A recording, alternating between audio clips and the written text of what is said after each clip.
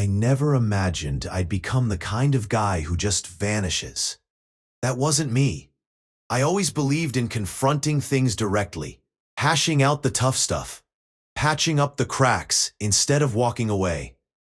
But some betrayals, they cut so deep, scrape you down to the bone, leave you hollow. And in the aftermath, sometimes silence is the only thing that still rings true. Name's Andrew. I'm 43.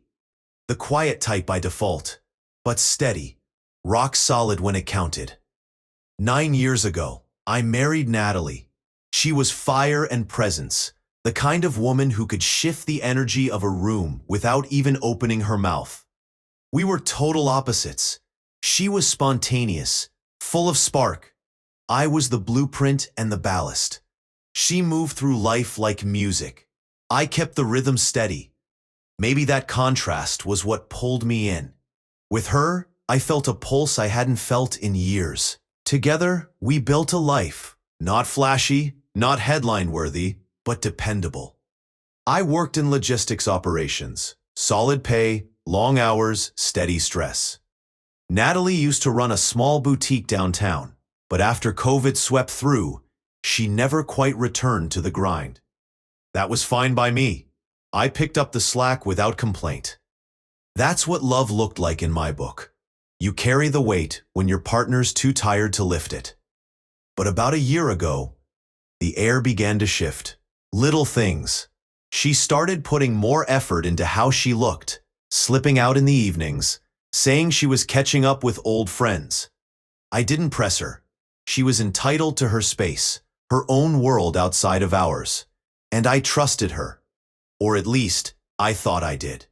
Then came the night. The scent hit me. It was faint, but unmistakable.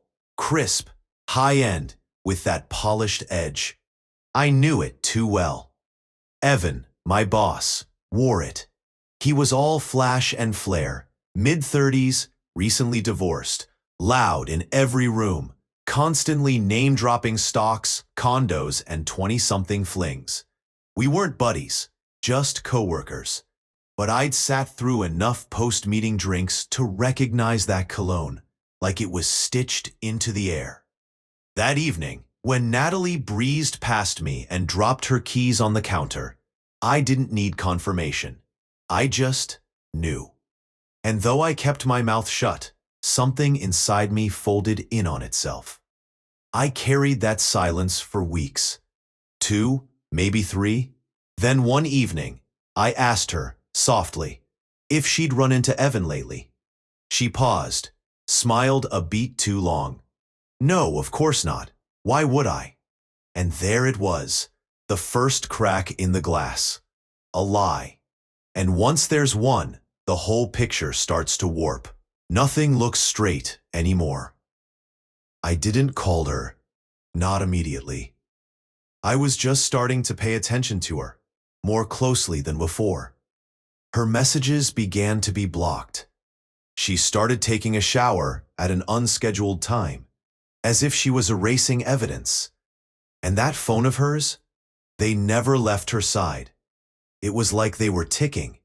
It's like one wrong touch and everything will collapse. Eventually, I crossed a line I swore I never would. One morning, while she was still curled up asleep beside me, I picked up her phone and went through the messages. Nothing graphic. No steamy paragraphs or smoking gun photos. Just hints. Bits and pieces that stitched together a picture I didn't want to see. Dinner reservations. A casual, "last night was amazing." A trail of flirty emojis that didn't belong in a conversation between old friends. And then the kicker. A selfie at a restaurant I'd suggested to Evan just a few weeks earlier. That's when I asked her. I didn't raise my voice or throw anything. I just sat her down and told her what I'd found. Tired, calm, resigned.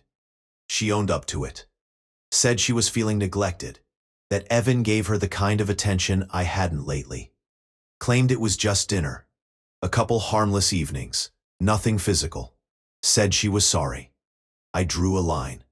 Told her straight. If she saw him again, I was out. That was my limit.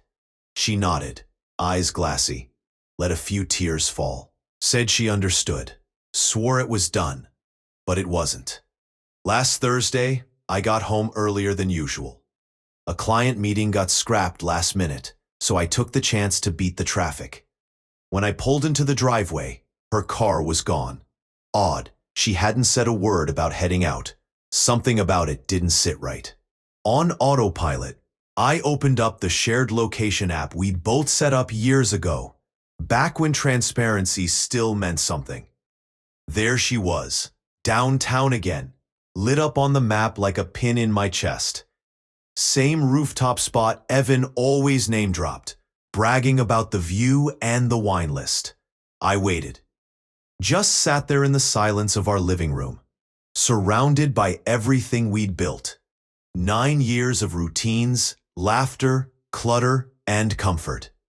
The framed photos, her throw blanket on the couch, the magnet from our first vacation together. All of it felt suddenly borrowed. 3 hours later, she strolled in, humming, hair done, eyes glowing, lipstick perfect, not a crack in the facade. She didn't even bother lying this time. Maybe she figured I wouldn't ask. Or maybe she just didn't care. She leaned in, kissed my cheek like it was any other Thursday, and said she was starving. Headed straight to the fridge. I watched her, frozen, watching her open the door like nothing had happened. I didn't shout, didn't break down, didn't even let her see that I knew. I just unplugged. That night, while she was fast asleep, I gathered what I needed, just the essentials. My documents, a few changes of clothes, my laptop. I left the wedding album on the dresser, cracked open to a photo of us mid-laugh. Young, weightless, still untouched by betrayal. By the time the sun came up, I was already gone. I turned off my phone, had my attorney handle the lease termination, rerouted my paycheck to a fresh bank account. Everything else, I left it behind. She didn't earn a confrontation. What she earned was absence, the kind that rings louder than any goodbye ever could. I resurfaced in a quiet coastal town I hadn't seen since I was a kid. Rented a little place that smells like salt water and wood smoke, perched just close enough to hear the ocean. Picked up work with an old friend who runs a construction crew. Hands-on, gritty, no suits or spreadsheets, just honest labor.